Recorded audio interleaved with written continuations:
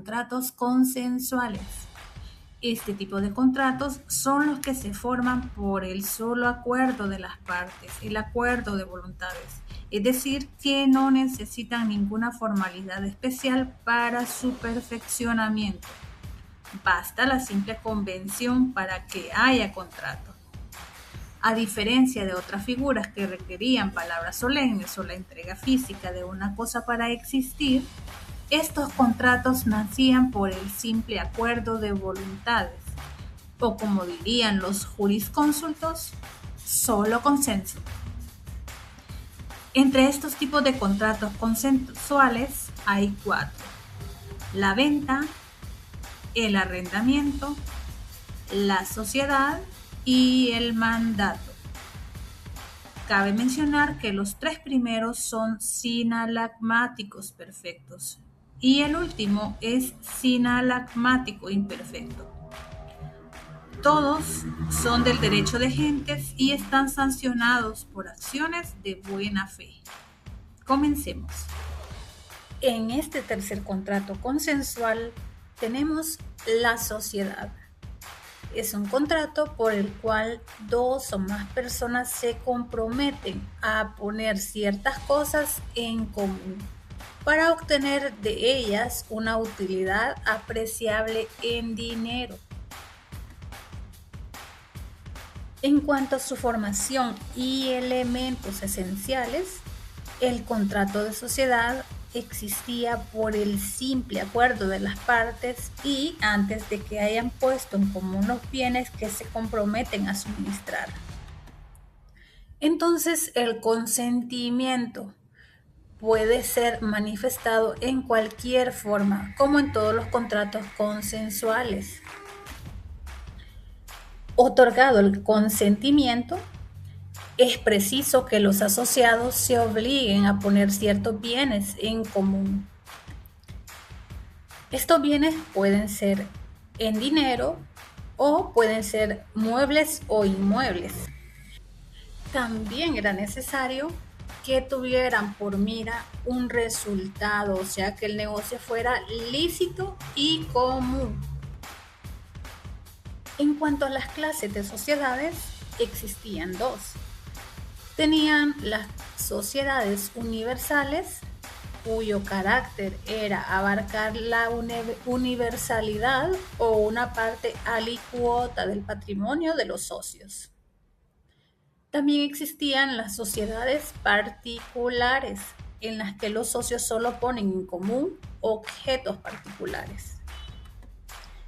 Detallando cada uno de estos tipos de sociedades, las sociedades universales eran de 2 clases.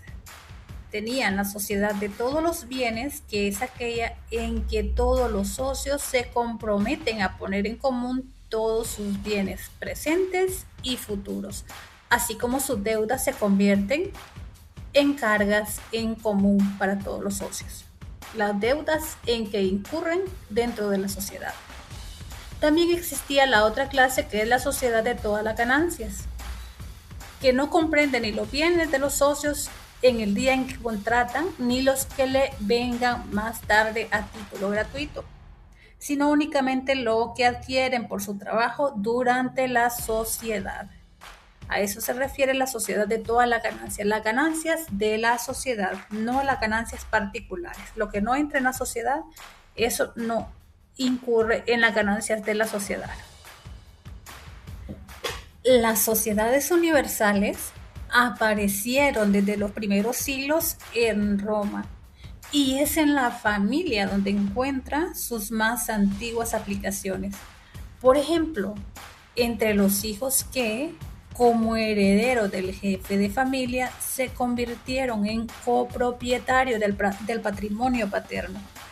Se formaba una sociedad de todos los bienes llamada consortium. En cuanto a las sociedades de todas las ganancias, tuvieron su utilidad cuando se manumitía a varios esclavos. Estos libertos de un mismo patrono hallaban gran ventaja poniendo en común sus esfuerzos y sus ganancias. En cuanto a las sociedades particulares, eran de origen menos antiguo y habían de dos clases. Existían las sociedades unius rei, en que los socios ponen en común propiedad de uno o varios para explotarlas y repartir los beneficios. Estaba limitada a una sola operación. Así, dos personas que tienen, una tiene 3 caballos y la otra solo tiene uno, se asocian para formar una cuadriga que venderán más a mejor precio ventajosamente. No es lo mismo vender un solo caballo que vender los 4, consigue mejor precio. También existía la sociedad Alicujas Negotiationis, en la que varias personas ponen en común ciertos valores. Aquí no son cosas, aquí son valores, con propósito de realizar una serie de operaciones comerciales de género determinado. Por ejemplo, en aquellos tiempos podría ser dedicarse al comercio de esclavos, vino, cebada o trigo. Entre estas sociedades, las más importantes eran las sociedades de banqueros, las formadas para las empresas de transporte y las de trabajos públicos de suministros. Las sociedades Vecta Gallium, encargadas de la cobranza de los impuestos. Las sociedades Vecta Gallium eran sociedades de capitales y constituían personas jurídicas, lo mismo que las dedicadas a la explotación de mina, oro y plata, y el de las salinas. Ya las demás sociedades no tenían personalidad jurídica. En cuanto a las obligaciones de los socios de la sociedad, tenemos como número 1 que están obligados a suministrar la aportación prometida. O sea que el socio que se ha comprometido a suministrar su industria o su crédito ejecuta su obligación prestando los servicios prometidos. Si debe proporcionar a la sociedad la propiedad de ciertas cosas corporales, efectúa su aportación ya sea por tradición, emancipación o injurisectio, según la naturaleza de los bienes. Pero ojo ahí, no transfiere a sus consocios más que la copropiedad, pues no deja de ser el propietario de sus bienes. Como obligación número 2 está la de gestionar los negocios comunes. Todos los socios tienen la obligación y el derecho de gestionar los negocios comunes y realizar las operaciones sociales debidas. Pueden actuar conjuntamente, pero de ordinario es uno solo el que obra. Las sociedades que constituían personas jurídicas tenían un director, un magister, que era la persona que actuaba en nombre de ellas, en nombre de la sociedad, en nombre de los demás socios.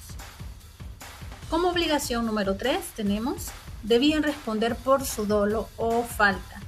Esto en el ejercicio de las obligaciones, en la ejecución de las obligaciones y la gestión de los negocios comunes. Los socios eran responsables de su dolo y también de su falta. Todas estas obligaciones eran sancionadas por la acción pro socio. En cuanto a la extinción de la sociedad, esta se disuelve por las siguientes causas. Número 1, la llegada del término fijado o de la condición a que está subordinada la resolución de la sociedad. Como número 2, todo acontecimiento que pone obstáculo material a la continuación de la sociedad, ya sea la pérdida del fondo social o el fin de la operación en la sociedad unius rei.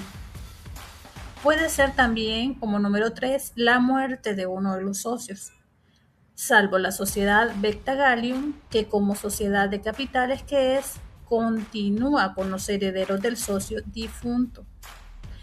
Como número 4 tenemos que puede extinguirse por los acontecimientos que, despojando de su patrimonio a un asociado, a un vivo, están asimilados a la muerte, como la capite minutio, la confiscación y la bonorum venditio. Esto como consecuencia de la insolvencia de uno o más socios.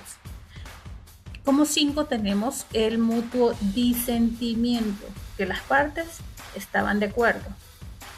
Y como número 6